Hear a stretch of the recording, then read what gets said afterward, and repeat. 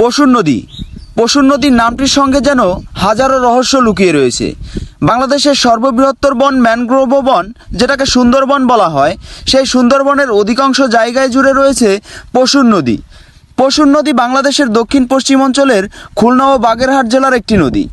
নদীটির দৈর্ঘ্য 104 কিলোমিটার, গড় প্রস্থ 1164 মিটার এবং নদীটি প্রাকৃতিক শৈপিলাকার।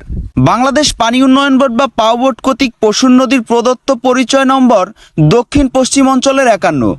এটি গঙ্গা প্রবাহের জলের একটি ধারা। এটি খুলনা জেলা এবং বাগেরহাট জেলার মাঝে অবস্থিত।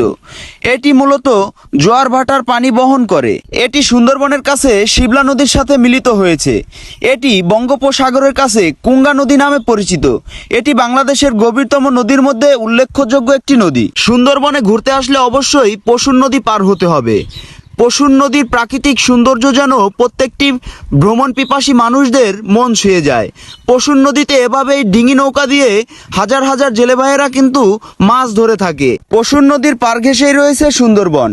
ছোট ছোট ডিঙি নৌকায় করে পর্যটকরা পশুর নদীতে বসেই সুন্দরবনের প্রাকৃতিক সৌন্দর্যগুলো উপভোগ করতে পারে। সুন্দরবনের মধ্যে গিয়ে সুন্দরবনের প্রাকৃতিক সৌন্দর্যগুলো যেভাবে আপনারা উপভোগ করতে পারবেন, তার থেকে হাজার গুণ বেশি উপভোগ করতে পারবেন পশুর নদীর পার ঘিরে যে সুন্দরবনের প্রাকৃতিক সৌন্দর্যগুলো রয়েছে সেগুলো।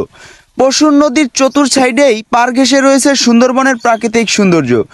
নদীর প্রাকৃতিক সৌন্দর্য, নদীর ডাকসহ পশু পাখির কলকাকলি প্রত্যেকটি মুহূর্তই আপনার মন ছুঁয়ে যাবে। পশুর নদীর মোহনায় রয়েছে হাজার হাজার দানবাকৃতির জাহাজ নোঙর করা, যে জাহাজে করে দেশ বিদেশের বিভিন্ন জায়গা থেকে চিনি, কয়লা, লবণ সহ বিভিন্ন আসবাবপত্র এখানে এনে মোংলা পোর্টে লোড আনলোডের কাজ করা হয়। পশুর নদী থেকে সুন্দরবনের প্রাকৃতিক সৌন্দর্য উপভোগ করা সহ পশুর নদীর ইতিহাস ও তথ্য যদি আপনাদের কাছে ভালো লেগে থাকে, অবশ্যই বেশি বেশি করে এই ভিডিওটি লাইক, কমেন্ট, শেয়ার করে দিবেন।